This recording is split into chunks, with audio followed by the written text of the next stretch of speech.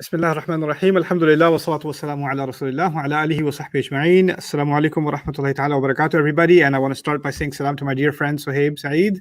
Assalamu alaikum. Wa alaikum assalam wa rahmatullah. So I wanted to have this session with you. You and I have been working on the Yusuf series together since its start. And we come across quite a few issues that I think it's good to take a break from the series and discuss. And yesterday I brought up to our audience that, there is a necessary conversation that Muslims that are engaged with the Qur'an should have about the early opinions of tafsir and what that means. And then there are newer perspectives on tafsir, and sometimes one might feel like everything that had to be said about the Qur'an or the way that it had to be understood, that's already been done. There's no need to rethink or revisit. Or if there is, where do you draw the line? And we talked earlier about the two extremes of how one extreme says that there is no room for revisiting what's already been analyzed. And on the other, we can do away with what these people said in the past. We need to look at it all with fresh eyes and, kind of disregard what's been done in the past. So you and I spoke off camera, but I wanted to have this conversation on camera. And the difference is going to be you're going to tell me exactly what you've been telling me before. And for some of the terminologies that we'll come across, we'll try to break that down for everybody so that everybody's up to speed on this discussion and doesn't feel like something so specific for tafsir students and things like that. So you wanted to start off with tafsir bil-ma'thur and what was the bil-ra'i, right? So that's way too much Arabic. So let's break that up. Yeah.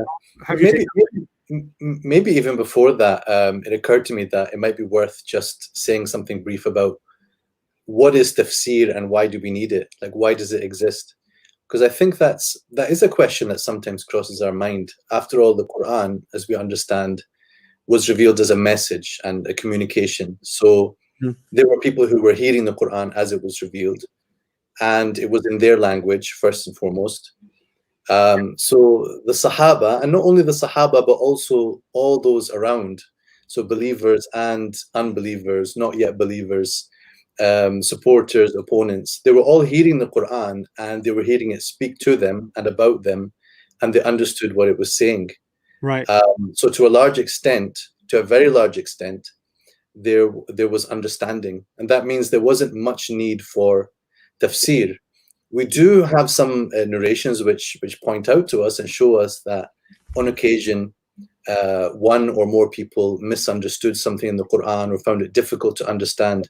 So they came with a question to the Prophet ﷺ, or they expressed something and it showed that they misunderstood. So something had to be pointed out and corrected. So that's actually how I would say that we should see tafsir in general, that tafsir is actually about answering a question or about clarifying something where there is room for misconception, whether that misconception happened already or we just fear that somebody is going to misunderstand what Allah subhanahu wa ta'ala has said. Now, why would someone misunderstand? We shouldn't think of that as being something to do with the Qur'an being unclear, but we should see that we ourselves can be unclear about the Qur'an. So I often like to look at it the way, we have so many courses, and I'm sure Bayyina never did a course called this, but a lot of times this course is called Unlocking the Qur'an, right? And I would never title a course like that. I'm sure you would not ever have done that, but unlocking the Qur'an, or sometimes they even say decoding the Qur'an. Yeah. And it actually gets me a little bit annoyed because I just think to myself, well, in which ayah did Allah subhanahu wa ta'ala say that his Qur'an is locked? Or let alone to say that it is code, right? Decoding. Yeah. So where are the locks? Well, we do have an ayah that talks about locks, but do they not ponder on the Qur'an, or are there locks upon the hearts? Right. So the lock might be in our own self and not in the book itself. Right. So that's why tafsir is about taking me to the ayah which Allah has revealed, and taking away any gap, any lack of clarity, confusion, until we appreciate what exactly is being said.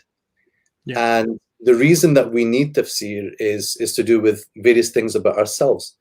Now, if some of the Sahaba sometimes needed a clarification, and the Prophet ﷺ would sometimes explain to them directly, we only know that he did so about a few ayahs Yeah, that's important because I mean, in some of my courses, I asked the question to my students, what would be the obvious question would be, the best teacher of the Quran is the Prophet himself, sallallahu alaihi wasallam. So it begs the question, how come he didn't interpret the entire Quran? I mean, we have only a sparing number of narrations that directly attribute an explanation or a clarification of an ayah to the Prophet himself, sallallahu alaihi wasallam. That here, "Ala innal quwwata ar-rami," for example, things like that, right? Those are very rare occasions. So the question I ask my students is, why is that? Why do you think that is? And in my head, there are a couple of answers to that.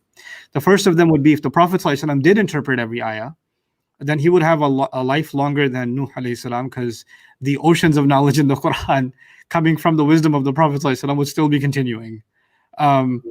Another is, if the Prophet sallallahu alaihi wasallam interpreted the Quran, we would have no room for contemplation left, because his is the final word, and there's nothing to be said. It's divine interpretation at that point too. It's the divine word and divine interpretation. And the Quran keeps forcing us to think and to contemplate and to reflect, and to, even the Sahaba are sometimes engaged about a single ayah and having different points of view. And these are people in the presence of the Prophet sallallahu alaihi wasallam. So those are at least my thoughts on the Prophet's own interpretation and why that's so rare. Yeah. And with that, it's just to recognize that the Quran is speech. And Allah subhanahu wa ta'ala has chosen the words by which he has chosen to speak to his Prophet and to speak to us. Yeah. And when you do tafsir, so when any person, I mean any mufassir does tafsir, right? What they do, even if it's the Prophet sallallahu alaihi wasallam himself, or it's some of the Sahaba, or it's any mufassir after that in all the different centuries, what they do is they take those words and they give some other words to help you and me understand. Right. So in a sense, they offer another wording, another way of putting it. And let's suppose that they've done that in Arabic. Then you sort of feel like, okay, why are your words the words that I should pay attention to? Only because those words help me to understand the original words, the original speech. And then when someone is explaining into another language, like we're talking in English or whatever language you're explaining in, it's because the listeners don't understand Arabic or don't understand it enough to grasp everything straight away. Yeah. So you give them words in their own language, then it's clearer. You don't feel so much that you're competing with the Arabic of the Quran when you're explaining in other languages, but you're just giving something that people can appreciate. So when we look at it that way, it's always about just seeing that the Quran is actually the priority has to be given to Allah's words and the way he worded things. Right. Everything else is there just for help, is there to clarify something. So yes, the Prophet ﷺ would sometimes explain to them. He would sometimes explain in words, but a lot of the time he would explain just by living, by applying the teachings of the Quran. So Sunnah, broadly conceived, is all of those things together, including those occasions when he specifically said something. Words explain something in the Quran, but and then not necessarily every single thing that he explained, we necessarily have a hadith which was recorded and noted and preserved and reached us today. So there may well be other occasions when he did so. But it's broadly understood by the scholars that it's a minority of ayat of the Quran that the Prophet ﷺ actually gave a direct tafsir to, like a verbal spoken tafsir of. Right. Because he would have depended on the fact that his companions actually understood for the most part. That's correct, yeah. And the other thing is, what you said, sometimes his interpretation or his explanation of the Quran isn't so verbal. A pretty easy example of that is the prayer, right? So the Prophet ﷺ demonstrating the prayer is pretty much the best tafsir of Aqim as-Salah in one way, right? So because the Quran is not highlighting its sequence and all of its components and all of its technicalities. That's only coming from the Prophet ﷺ's established example. So that's our starting point. And so good, we had an intro conversation about the role of tafsir as being a helper to help us facilitate our understanding of Allah's words. Fine. Now we get to this big debate in scholarly circles, traditional circles, and not so much maybe the average Muslim may not be as exposed to this, but the idea that the earliest generations have interpreted the Quran, the Sahaba, the first generation, second generation. And there are narrations about of the Prophet ﷺ talking about how they are the best of generations. Then the best of them are, the best generation is mine, then the ones that come after them and the ones that come after them. And what follows from that is, well, if they were the best generation, well, their understanding must have been the best understanding. And therefore, what has been recorded of the interpretation of the Quran in the earliest generations is the closest, if not the right opinion, the closest thing to the right opinion is that. But actually, I think most people think of it as those are the right opinions, or those are the absolutely correct ways of looking at the Quran, because the Prophet ﷺ validated those generations by saying they're the best of all generations. And I wanted you to dig into how we may sometimes look at that statement and oversimplify it, and what complications that creates. Well, first of all, I mean, the most authoritative tafsir, I'm not going to say the typical thing. I mean, my PhD was actually about tafsir of the Quran through the Quran. So I'm a big fan of that approach. But I'm still not going to say that that is actually the most authoritative tafsir, because tafsir as a process requires somebody to have a question and then go about answering that. So whether they go to another ayah in the Quran to clarify it, or they find the answer in some other way, it's still a person who has to do tafsir. So then the Prophet ﷺ is actually the most authoritative mufassir, if we are going to use that word for him. He has his explanations come from revelation, right? He does not speak of his own desire. In huwa illa wahyu yuha. Right. Only revelation which is inspired to him. So that applies when he is conveying the Quran, when he's explaining the Quran. First and foremost, it means his explanations are going to be authoritative. Allah Azza wa Jal has entrusted him with the conveying and the clarifying of his speech, of Allah's speech. Yeah. So in that regard, we have tafsir, which is wahi, which is actually revelation, and that has an ultimate authority. Then as soon as we go to the next stage, we're talking about the Sahaba. They were around the Prophet ﷺ, and their explanations, so when they are talking about the Quran, it is possible that when they talk about it, they are talking based on something they heard from the Prophet ﷺ. If they're doing that, then at that moment, they are also talking based on wahi, based on revelation. Right. Not their own direct, but indirectly they're speaking based on revelation. In other situations, they may be basing it on their own knowledge, and their own knowledge is authoritative, but not in the same way and to the same level. So we'll stop right there. So you've got the companions of the Prophet ﷺ are interpreting the Quran, and one possibility is if they present an opinion about some ayah, that it's something they learned from the Prophet himself, even if they don't say that. They don't say, I heard the Prophet explain this to me.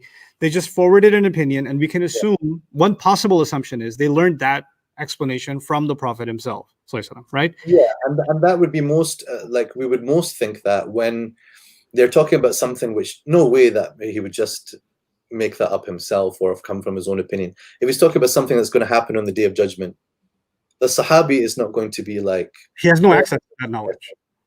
So when they speak on that kind of topic, we have good reason to believe they're speaking about something they heard from the Prophet ﷺ.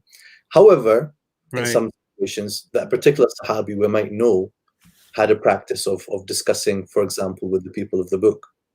And so it might open up other possibilities of where that particular explanation came from. Heard this from his, old connections within the Jewish community or the Christian community, or converts who came into the Muslim community. But if we know about the Sahabi, that no, there's nothing really that indicates that he or she was mixing and discussing with others. So then that possibility, shrinks and becomes less likely about them. So yeah, it may well be they're speaking from based on revelation, and it may be otherwise that they are talking based on things that they witnessed. So, for example, some of the important information that we get from that generation is the context of revelation. Right. So we call asbab al-nuzul. So you're saying the reason why a particular ayah came down, or the thing that triggered it, in a sense. Yeah, the situation around the coming down of this ayah, and it can be that it like a question was posed to the Prophet ﷺ, and then an ayah comes, they ask you such and such, tell them such and such, right? So that's very clearly about that occasion. Or it could be that those ayat are a commentary on an event that just occurred. Mm-hmm. A woman came to the Prophet ﷺ arguing, and Allah reveals, Allah heard the one arguing with you about her spouse, something like that. So that's all asbabun nuzul, like what's the story behind this ayah, or when did it come in? Sometimes it does answer why did this ayah come. Other times it's, in what context did it come? Yeah, what was happening around that moment of revelation. Right. And sometimes when they tell you, nazalat al-ayah fi kada wa kada, when they say it was revealed in or concerning such and such, right, they don't always mean it, and the scholars have noted this, they don't always mean it literally that there was a specific moment and occasion, but they might be saying sometimes it was about that, or it relates to that, or it has a relation to that. Or it can be applicable to that. Or could be applicable to that. Right. So their way of talking about it is sometimes a little bit looser than how we might later want to pin it down on what they're saying. But the point is that they have a set of highly valuable perspective based on the fact that they were there when it all happened, right? Right. So they understand things in a way that people later on have no hope of having the type of insight that the Sahaba have. So their explanations are extremely valuable. Where they become especially authoritative is like the example that you gave. They have been praying with the Messenger of Allah sallallahu alaihi wasallam. Nobody can compete with that level of closeness or that level of direct knowledge based on experience and practice. How the prayer works and whatever its components, what is its sequence. Yes, we have some aspects, which I mentioned in the Quran, more so in the hadiths, and then these hadiths have spread far and wide, and people gather the reports that they deem authentic, but that's so different from being there and actually having direct knowledge of it. So you can never dispense with the insights of that generation, and there will be certain topics where they were absolutely the best place to speak on it, and nobody can compete with them.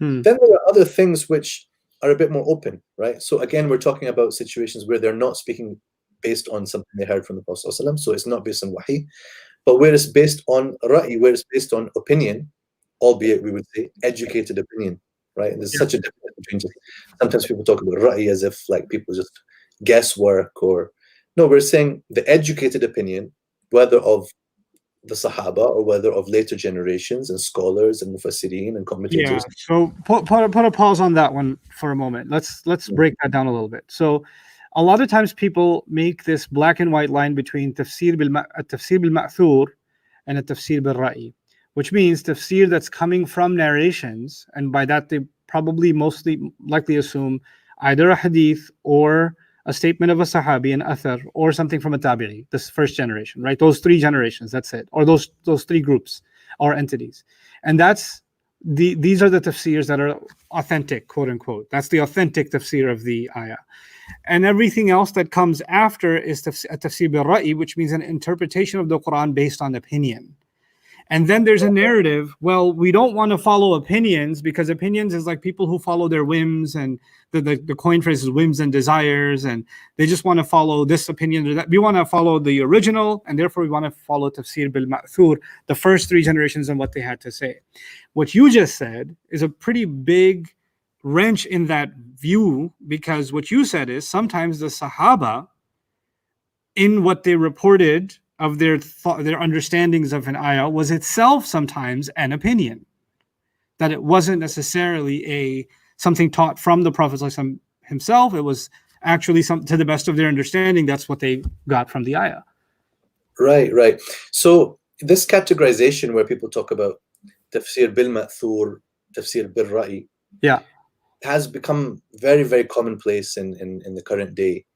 And actually, it was some Azhari scholars who are to blame for this, right? So they are some of the teachers of our teachers of our teachers have created this kind of division, which might be helpful to some extent, but can be quite confusing as well, because all tafsirs, or I will say almost all tafsirs in our entire history, are in reality a blend between these two things, right? So they're going to take narrations from the early generations, as you mentioned. This is what we'll call the ma'thur. Ma'thur just means transmitted, narrated, received, right? Right. and they're going to have the thought process of the mufassir involved. And I will give the example of Tafsir al-Tabari, because I heard sometimes people, even teachers, lecturers on tafsir, who amazingly have described Tafsir al-Tabari as being purely narrations. It absolutely is not. You just have to pick it up, read through, and you'll see that it's absolutely not solely narrations. What happens is the narrations take a lot of space in the book, that's all. But for every ayah, Al-Imam al-Tabari, he is first of all going to give you some of his own insights and about some things about the words, what he sees as the right interpretation. And then he's going to say, ذِكْرُ مَنْ قَالَ ذَلِكَ, right? So I'm going to now give you some narrations about who said what I just said. And then he will maybe say to you, but there's an alternative opinion, which is such and such, and then he'll summarize it. And then, and here's the people who told you that. So that's why these narrations with all their isnads and chains of narration can take many, many pages. And you can miss, if you're not reading properly, you can miss the bit at the start. And at the end, where he says, and the best opinion of all of these is the following, and for the following reasons. So that's him using his thought process as a mufassir. And every mufassir does that. Of course they should. I would go so far as to say, and I hope I don't create controversy by this, but what the idea of tafsir bil ma'thur for me is not doing tafsir. If all you're doing is transmitting, then you're a transmitter of tafsir. You're not a mufassir. A mufassir, if such a thing could exist now or in the future, is somebody who does use their thought process, deals with the materials, takes the materials, takes the transmitted opinions, narrated opinions, and makes sense of the various things. Because as you alluded to before, even amongst the Sahaba, sometimes there were different points of view about a particular word or particular ayah. There's a difference between a situation where they all agreed on something compared to where there's multiple points of view. And then, it was very normal for the next generation to have more opinions, and the next generation to have more opinions. And over history, what tends to happen is more opinions get added to the list or to the pile of things that are said around the ayah. Yeah. And that is actually quite normal and not strange at all. So that, on that not being strange at all, I'm theorizing, for instance, that a Sahabi, a prominent one like Ibn Abbas radiallahu ta'ala anhuma, for instance, has an interpretation of an ayah, and it's been narrated, attributed to him. And then you find names from the first generation also having opinions on the same ayah. And they diverge from the opinion of Ibn Abbas radiallahu ta'ala anhuma. So you find a Sahabi having, a prominent Sahabi, a Sahabi known for Qur'an interpretation, having an opinion, and then the generation right after serving multiple alternative opinions on the same thing. In some cases coinciding, in other cases contradicting what the Sahabi said. So the idea that we don't disagree or we don't have another perspective from what the Sahaba offered, it seems to me, just from a cursory reading even of tafsir, doesn't seem to add up if you're actually committed to classical tafsir reading, because that's also telling you that the idea of diverging views and people actually looking at things differently is one of the earliest traditions of the Qur'an. That, right? So now that's, we've sort of talked about that a little bit. What is, and if we're going to say a tafsir bil ra'i is something, which is, let's translate that, interpreting the Quran by means of opinion. There's a dimension of that should be said, from my understanding, and I want you to add correct, from my understanding, there's a dimension of that should be criticized.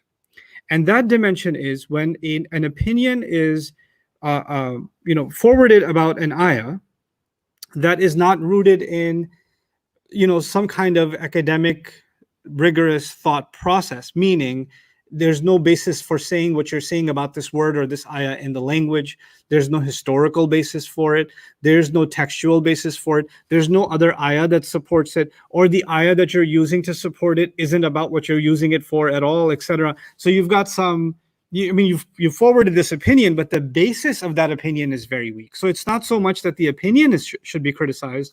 It's the basis on which one arrives at the opinion that should be criticized. And if at the end of the day, all we can do is have an opinion on what this ayah might mean, and Allah knows best, then it is the process that should be where we look most carefully, isn't it? Yeah, absolutely. And that's why, to be honest, I'm not going to champion the name tafsir bil ra'i as well. It's problematic. I mean, first of all, we have hadiths and various narrations from the Sahaba also, which said, that we should not speak about the Quran according to opinion. So once you're going to use the word ra'i, and then it's already been dispraised by the hadith. Condemned. But then what's happened in late work, like I said, this Azhari works like Tafsir al-Mufassirun by Dr. Dhahabi, they started to talk about Tafsir bil Ra'i al-Mahmud versus Tafsir bil Ra'i al-Mahmud. Right? So praiseworthy opinion explanation and blameworthy. But the criterion for that is really like, is the person from Ahlul Sunnah or not, right? Oh. So that's why they would say Tafsir of al-Razi is praiseworthy opinion, and the Tafsir of Zamakhshari is blameworthy opinion, even though in reality all tafsirs after Zamakhshari, including al-Razi's himself, take from Zamakhshari. And Zamakhshari was he belonged to the Mu'tazili school of thought. Right. So there's a number of things in his tafsir that are concerning and problematic. There's no doubt about it. But the idea of just sort of saying, well, let's call this praiseworthy opinion, let's call this blameworthy opinion. In reality, this whole thing of naming tafsir as ra'i versus ma'thur, right? So opinion versus narrations is not that helpful, because in reality, all tafsir has to be analytical, it has to be tradition-based, but it has to involve a certain level of new, fresh thought every time the mufassir sets about his or her work. It can't just be a case of, well, let me copy and paste what was said. That's fine. You can copy and paste, but then that's why do you exist? It's already been said. That's who you are. You're a copy paster. That's fine. Like, we need people to do that, to transmit. But if you're going to be a mufassir, if someone is going to decide to be a mufassir one day, then it's going to involve learning the tools to actually understand the Quranic language and to understand all these materials that surround the words of the Quran. So the fact that people could have different opinions is because they are all looking at the source. They're looking at the words of the Quran. Nobody else's words become sacred, with the exception, of course, of that. That's where you hit it on the head. The issue to me is, in any inquiry, and the highest inquiry is inquiry into the sacred word of Allah, right? What is subject to criticism is not the person or even their conclusion. What should be subject to criticism is, what process did you engage in? What rationale do you have to arrive at that conclusion? And if you use the correct rationale to arrive at a certain conclusion, then what other leanings you have, or what background you come from, or what kind of training you have, all of that is pushed aside, because the thing to be criticized is the basis on which you're saying this. And can that basis be criticized? If somebody comes up with wild theories, and I mean, you've exposed me to some pretty wild theories about the Quran and things that have been said that I'm like, whoa, dude, there are people that things that get forwarded to me or sent to me, yeah. Right. And okay, so it's not, oh, this person's not a real scholar, or this person's not from Ahlul Sunnah, or this person doesn't have a long enough beard, or whatever. This is not the basis on which I can criticize somebody's opinion. But what I can say, okay, well, this is just crazy, because I mean, obviously, look at the ayah, or look at the language, or look at this hadith, or look at this, so and this is what I want to get at, really, and to at least from be transparent about my process, and in fact, I think yours also, is that we're committed to a rigorous process. Like, and if there's room for a number of ways of looking at something, let's be honest about that. There's room, and sometimes there's no room for multiple ways of looking at something. Let's not pretend that there is. Let's be academically honest about where there is room and where there isn't room, and be open and transparent in why we feel it's this way or that way, right? And even at the end of the day, if I were to say, or you were to say, well, there's no other way of looking at this, and here's why. Even then, as students of Quran, we're going to say, well, that's the best of our understanding. If something comes along that shatters that point of view, we're ready to be shattered. And what I love about our process, even in the study of Surah Yusuf, is We'll look at different opinions. I'll posit to you that I think this is this seems to be more plausible, or this makes lesser sense. But what we do is, and that's what I want to get into now with you, laziness in tafsir, right? And we talked about different kinds of laziness in tafsir. Like, one kind of laziness is, I'm just gonna, whatever has been said. We don't have to think about it. That's what it says. That's what it means. And that's what this, look, Ibn Kathir rahimahullah already said this. Al-Qurtubi already mentions this. And At-Tabari already mentions this. What more do you need? It's been figured out. I mean, yeah, I think it is fair to describe that in a lot of cases as laziness. I would add one caveat, though. It's my fault for calling it laziness earlier in our conversation. But yeah, the caveat to that is, it is the way that a lot of our tradition actually functions. So what happens is that on many issues, a mufassir will just look to what has been said, and if he's satisfied that what they said is fine, then see, that's the thing. Look, so I wouldn't dismiss them as just people of naql. They just transmitted. No, if they transmitted something and found it reasonable, they transmitted it. Yeah, and the point is, there was no need to reconsider every single point. Correct. And an important example of this is anything to do with science, to do with the universe, cosmology, biology, geology, whatever it may be. So certain things were said at a time in the past, and that was based on the knowledge that people had about the world around them and beyond. And so, like, the way that the ayah was understood in the light of that was just, was accepted and then continued to be accepted generation after generation. Yeah. We would make a mistake if what we do is we gather all these things. You can see behind me a lot of the books. If we open up each book and we say, well, this mufassir said it, and that mufassir also said it, and that mufassir also said it. So 1, 2, 3, 4, 5, 20 mufassir, 50 mufassirs have said the same thing. There is ijma' on this matter. If we don't actually notice that what they were doing is repeating each other. By the way, for those of you who don't know, ijma' means consensus. Everybody's agreed. So there's no room for disagreement on this, because 50 people have said it. 50 scholars have said it. Go on. Right. So we just need to recognize that, okay, the reason for that might be that they were just repeating what each other said, because that was a sensible thing to do. And certain things, the case file was closed a long time ago, and there was no reason, no pressing need to reopen it, right? Later on, there might become a pressing reason for us to, okay, dust off that file and say, this point actually that we thought was not really worth investigating because it was straightforward. Turns out that based on our current understanding of the world, I know people get scared of the word science sometimes, but it just means, like, what we understand today leads us to think, hey, what if the ayah actually isn't saying what we just accepted that it said? Right. Let's look again. Let's take a more could there be to it? And I like to think of it as just reopening the case file. But people can get very nervous about that if they don't understand, well, the process by which that file was closed. It was maybe closed a bit hastily a long time ago, and then people just left it closed, and that's fine. We don't blame them for leaving it like that. But we should be blameworthy if we think that doing tafsir in the 21st century involves just repeating what they said in the 14th century. Yeah. So that's one kind of laziness. Yet another kind of laziness is, well, I think that people didn't have the kind of access to knowledge that we have now.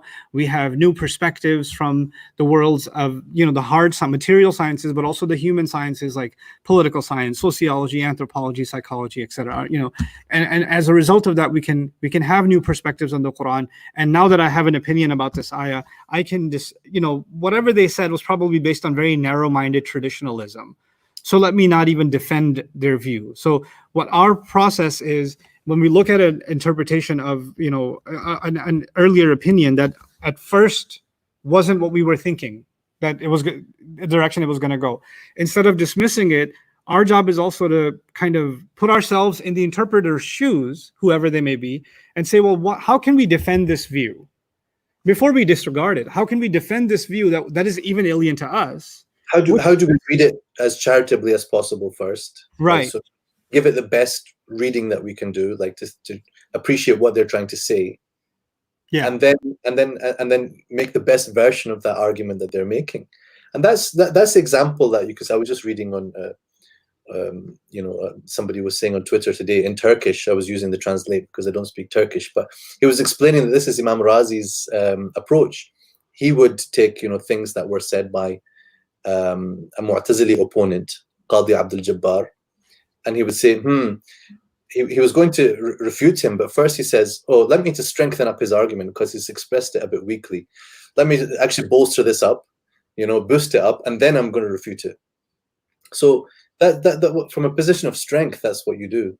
If you are weak intellectually, then you try to pick the weakest version of the argument to dismiss it. Dismiss it. That's right. You're not doing due diligence to these positions, because you might just find that as you explore, not just somebody's opinion, like Sahaba, for example, had like sometimes 2-word explanations or a one-liner, or even a one-word sometimes explanation, which to me is like, if you look at it, as a diagram, it's a single dot, and you can draw a line through a single dot in any angle, right? So you can look at it in a very critical way and dismiss it, or you can look at it from a point of view that maybe even makes you question, I think I can see where they're getting this, and it's a pretty strong way of looking at, this ayah or this event. So, and the numbers thing, I mean, so sometimes when you find that a number of great mufassirin have said something, it doesn't mean it's necessarily true, but it does make you feel like, it's not something I can just sort of cast away without giving it a lot of thought. Like, or if I've got a new idea that's come to my mind, why didn't someone say that before? That's happened a few times in our process. Like one or of us has, sometimes me as well. We come up with something and we think, hey, this sounds really good, but why? Nobody's so obvious. Like, why didn't someone say it? Like, it's so strange. And then you realize later on, that's why it's got a fatal flaw in it. Yeah. Which you can get carried away sometimes with the excitement of new things, but that's the thing. We have a tradition; it has a weight, and yes, the consensus of time over time has weight. It's not an immovable object. So to summarize where we are in this discussion, one kind of laziness is that we don't give it a deep enough look and look at it, with a fresh, looking at tradition, but looking at tradition with a fresh set of eyes. Right? And the other is that we are, one, we just accept it for what it is, and two, we dismiss it without actually giving it its due diligence. And we can't do either one.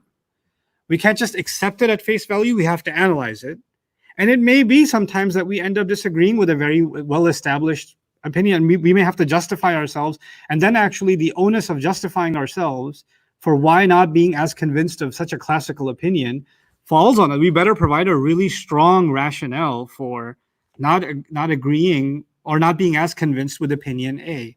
But even if we do that, I don't think it's okay for us to say, well, they're wrong.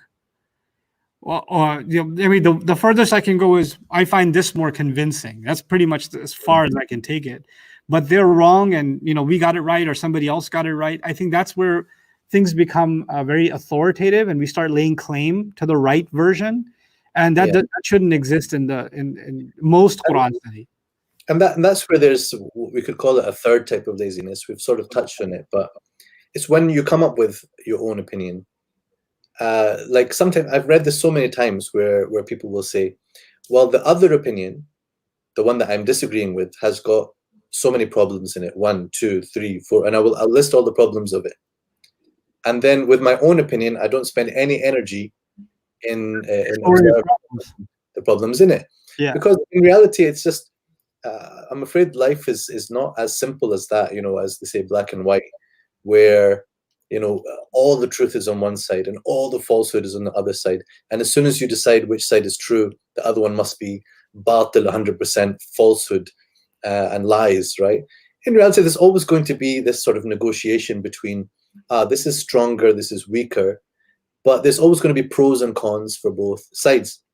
So you've got to know that, okay, even if this is the opinion that I actually side with, it does have a couple of holes in it, but I think those holes are not so damaging that the boat is going to sink. I still think it has legs. I'm going to now mix the metaphors, but I side with the yeah, you mixed it pretty good. legs. So I side with this opinion, but I acknowledge that it has some aspects of weakness, which perhaps someone else can solve. The next person could maybe solve the problems, in my opinion, and make it even stronger. But if I just sort of pretend that, yeah, no, I've cracked it, I've cracked the code, and it sort of makes me annoyed at the person. So it's another aspect of selling short our tradition, actually, and Yeah. it misrepresents things to our readers or our listeners. In order to bolster your own position, you sort of just tear down other things, especially tearing down your tradition, because if it weren't for our tradition and the scholars who went We'll be before having us, any of these conversations. we don't have anything. We have nothing. Yeah. No understanding whatsoever. Like any knowledge, any science, whether it's architecture, medicine, tafsir studies, it doesn't matter if it's a secular science or a sacred one. It's built upon the intellectual foundations of the generation that came before. They got to a certain place, and only by understanding where they got to can you take a single step forward. And that single step forward doesn't dismiss the mountain that they built or that building that they built. It only takes a step because that building exists, right? So it's you have to have that monumental respect for the intellectual tradition that we have to build on top of that, and to look at that with a degree of reverence. And one of our favorite tafasir is Ibn Ashur, may Allah protect and preserve him, and Alusi, and both of these remarkable, traditional in their style, and yet, Yeah. and yet so rigorous when they critique something, right? It's such a beautiful thing to read. The amount of rigor and work they put into presenting an opinion.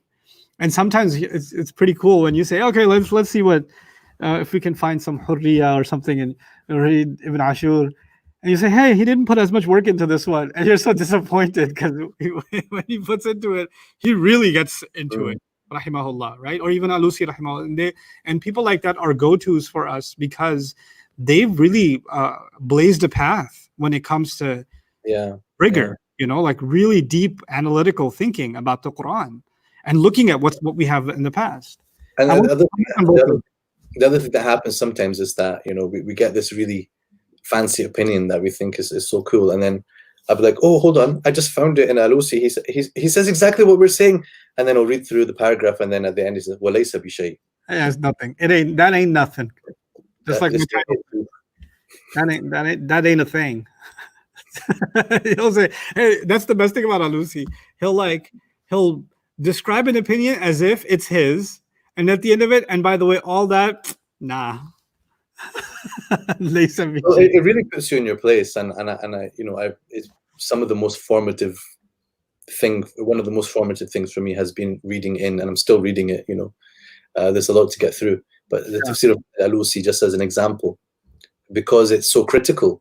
I mean, in a sense, it deals critically with materials.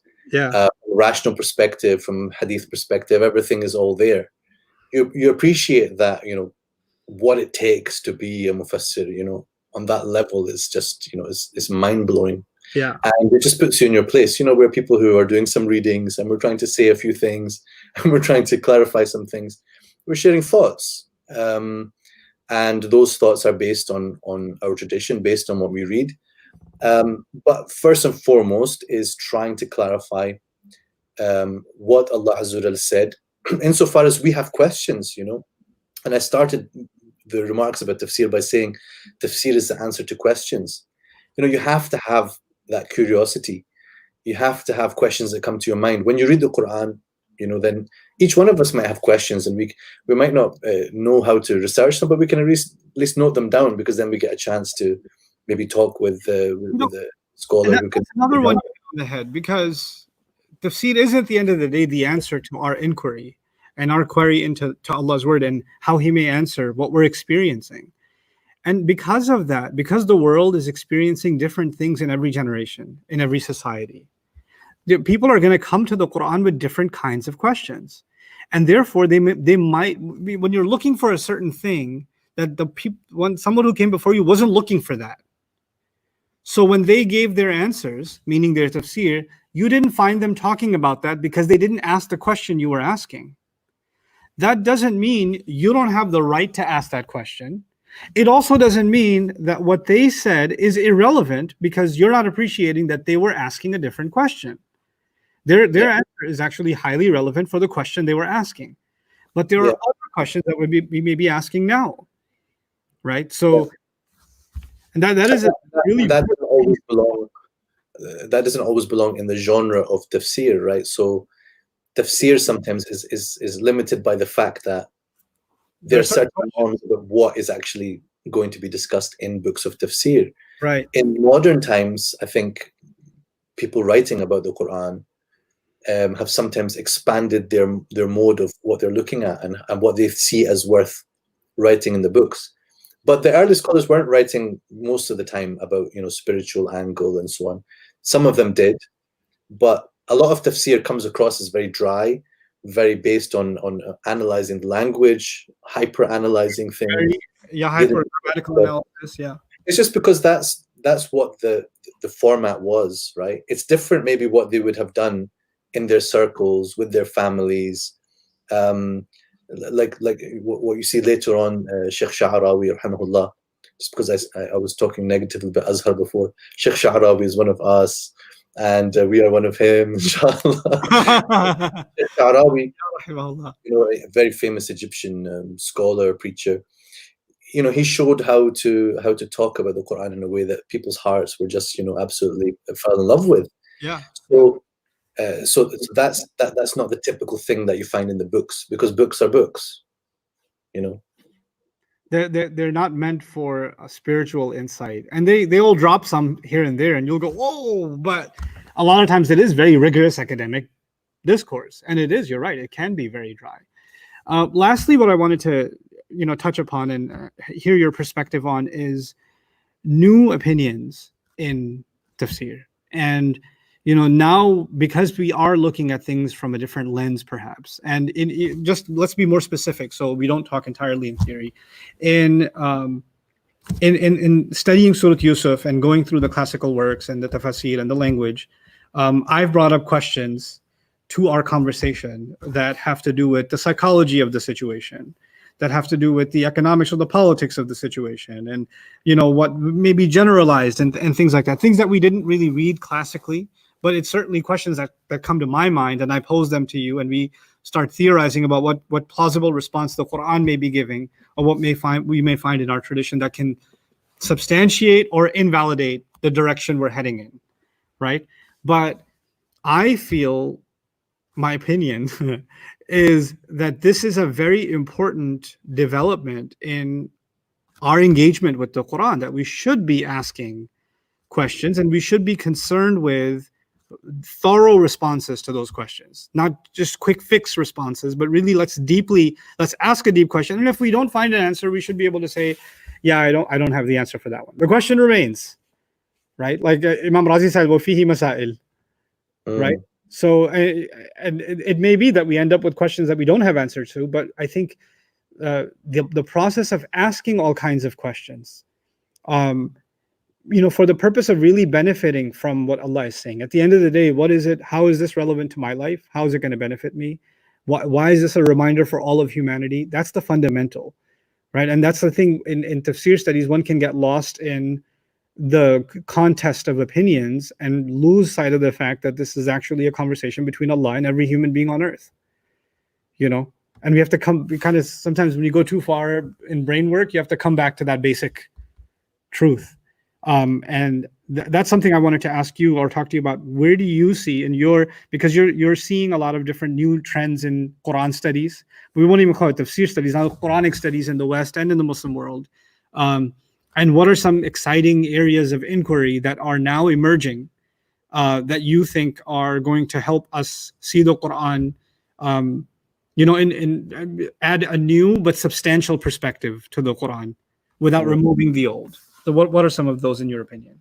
Yeah, I mean, it's interesting because like tafsir as a process and as a science is actually a few different sciences that all come to play together. So some things that have been very important is understanding the language, so that codifying what the Arabs meant when they use certain words, right?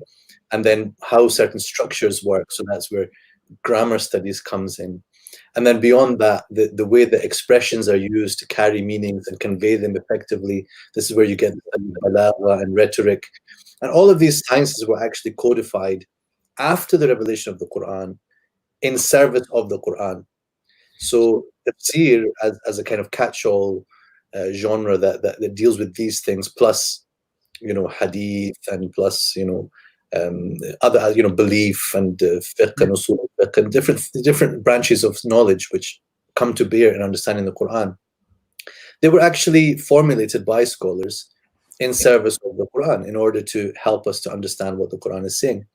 So in reality, there's no reason that there should only be this particular number of sciences that are relevant, but there may be things that continue to develop, that have their seeds in the early stage, but that maybe bear fruit later on.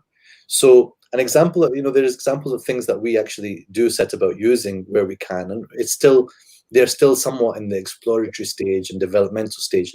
One of those is structural approaches, right? So recognizing that a surah as a unit can have, I feel funny talking about this instead of you talking about it, but the idea that a surah has a structure, at the very least, beginning, middle, and end, but then more subtle aspects, right?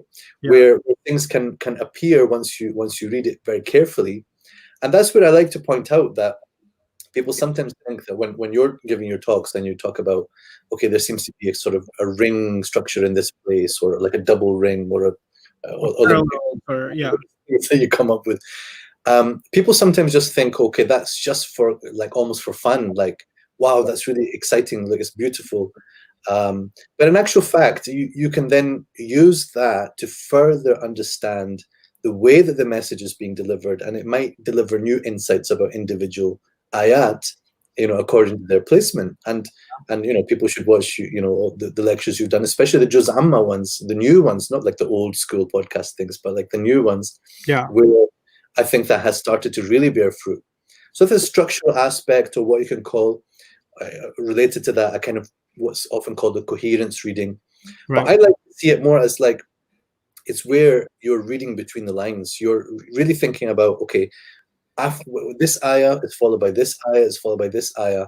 What is going on with this sequence? Why are they next to each other? Again, generating. Yep, that's right. Yeah, things go back. Again, the Mufassirin had something called munasabat, or connections. Right. How appropriate the placement of ayahs is. You've got particular mufassirs that were really interested in that, like al-Biqa'i.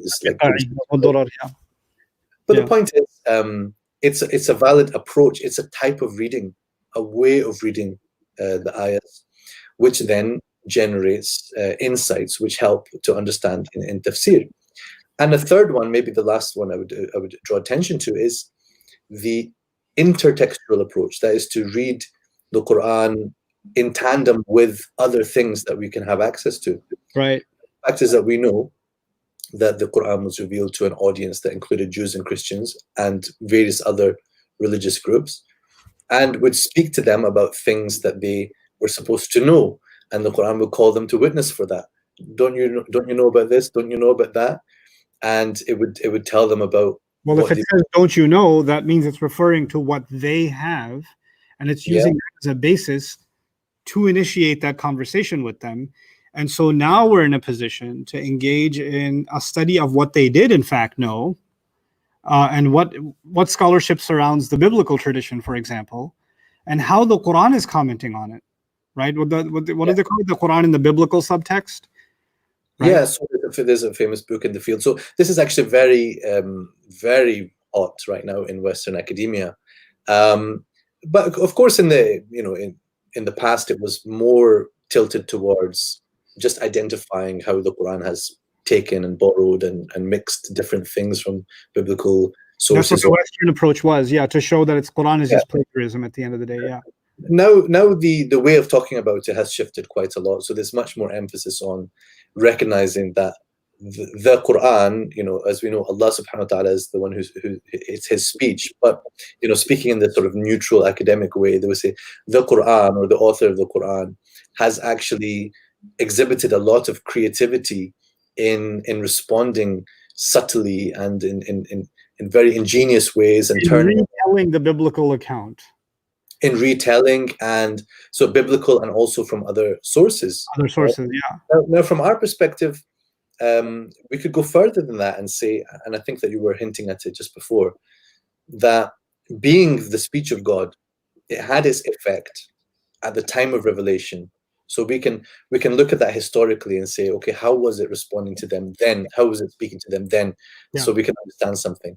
But then also we can say, well, being the speech of God, which is intended as guidance for all times, what does that tell us about the guidance today? What is the message that we can then extract that should be part of the dialogue and be the basis actually of the dialogue that we're having with people of other faiths today? So that's where I think we would diverge from, like the secular academic approach, or the outsider approach to it. And that's the other thing. We're not doing tafsir of the Quran using these sources, but actually, and we shouldn't be so. We shouldn't be thinking about this from a weak perspective. The Quran is the mighty word of Allah, right? And it's called nur. It's called light. So it sheds light on all things. And it may even shed light on how we read the Bible and what we understand of it, because now the Quran is shedding light on something in its own way. And that's something that's manifested in our discussions ongoing with the comparative study of Yusuf in the Quran and the Joseph account in the Old Testament, on how there are so many divergences and so many differences, and how it just makes you appreciate the Quran story anew, the Quran's version of it just anew. And it's not necessarily to criticize the biblical version. In some cases it is, I'll be honest. But in many cases it's also, wow, Allah Azza wa Jal really did turn it into Ahsan al-Qasas, and it highlights that. And I think it's a really beautiful direction to take. The place that I first experienced this, that just absolutely fascinated me, was Ashabul Kahf. One of the first in-depth surahs I did work on. And the old account of the sleepers and the Jacobite church and the murals and the tradition that existed in this among the Syriac tradition and the Aramaic versions of this thing and the Greek versions of this story that were already circulating, that were not, of course, this is not in the Bible, the story of the people of the cave, but it was very popular among Christian Arabs.